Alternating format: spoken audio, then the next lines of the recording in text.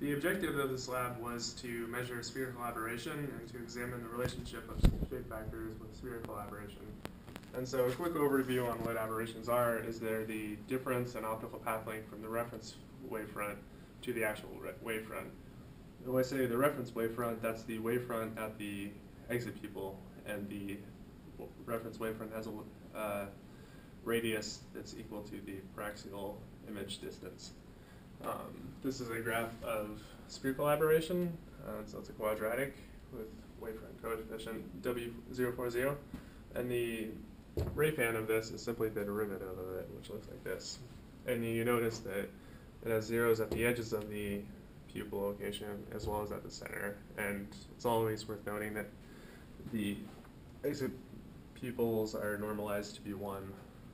And so out of the 3 cases, when you have a plano-convex and a biconcave, the best one out of the 3 shape factors is B equals 1.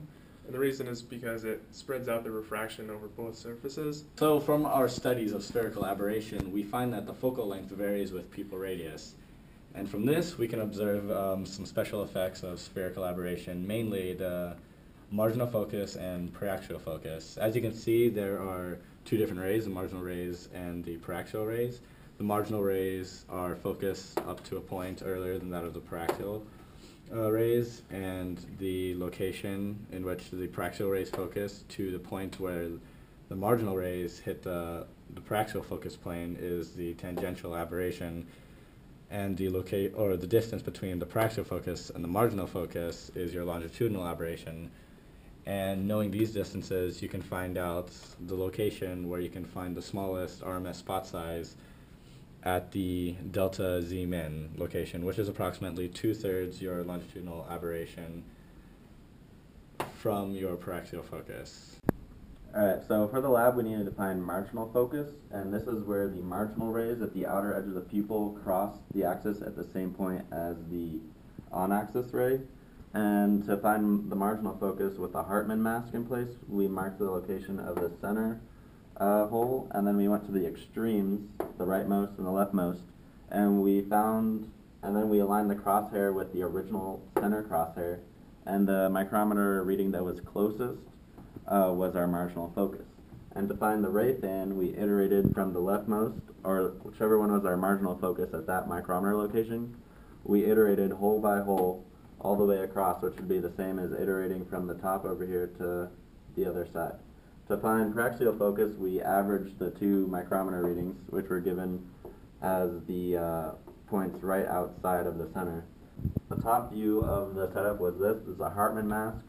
This represents the marginal case, and it's key to notice that the microscope was placed a focal length of this lens plus the working distance of the microscope objective away. And as this relates to our numerical aperture, the numerical aperture of the lens is given as this angle, which is over here. And in order to capture the entire beam, we needed to have a numerical aperture greater than that of the lens, which is given over here. And that's why we chose an NA of 0.4, because our calculated NA needed to be bigger than 0.12 in order to capture the entire beam.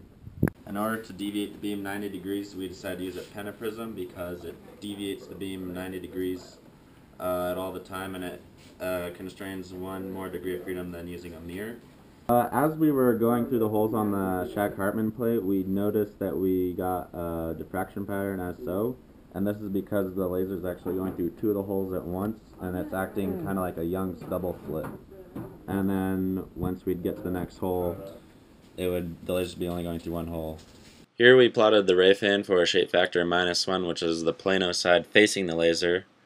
Here we have the ray fan for a shape factor of 1, which is the optimal shape factor. Here we compare the two. Notice that the shape factor of 1 with the convex side first is a magnitude of about 5 times less than the B equals -1 shape factor.